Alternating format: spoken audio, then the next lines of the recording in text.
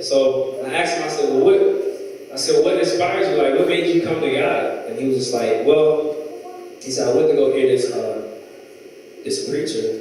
He said, Mace. He used to be a rapper. Now, some of you probably way too young to know who Mace is, but Mace was this very popular rapper in like the mid '90s, and he left rapping. Like he quit rapping. Supposedly became a preacher, a pastor. I mean, that's kind of a crazy story because I don't know where he is now. But at the time, at that time in his life, I do believe genuinely God did get a hold of him. I don't know if he, was brought up in the wrong upbringing or whatever. But so he was like, I went to go hear Mace preach. He's like, man, I had to see this for myself. Like this guy left all this money, all this fame, for God. And he was like, so I asked him, I was like, what was he preaching about? He said he was preaching about how the rap game is just a trap.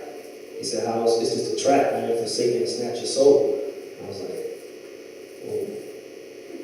I was like, man, that's the same thing that my parents told me when they prayed. And I was like, wow, this is crazy. So at that moment, like I knew that God was speaking to me. I was like, okay, God, like now I know how you can speak. You can speak through people. And before I knew it, came out of my mouth, I was like, you know what? I might try this gospel rap with you.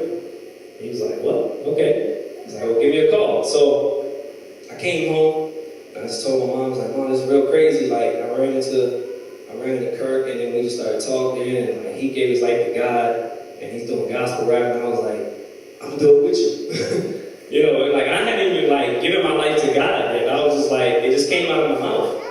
I was like, Mom, but don't make me go in front of the church on Sunday, and share a testimony or anything. She's like, okay, all right, that's okay.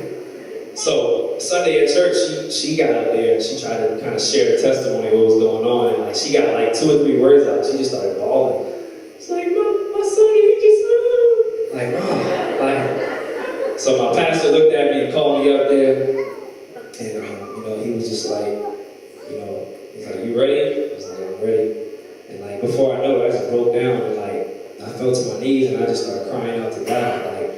And it's funny because I don't remember him praying for me. I just remember falling on my knees and just like crying out to God. And for the first time I felt like the burden of sin. First time I felt that, like, man, I thought all this time me going to church, I was like in good standing with God. I thought I was okay. But for the first time I felt like guilty. I felt like, man, had I died like the way I was living, I would have went to hell. And then instantly I felt like the burden lifted and I felt free. And like my tears of sorrow, my tears of guilt became like tears of joy. And like, at that moment I had just gave my heart to God, and I was 17 years old, fresh out of high school.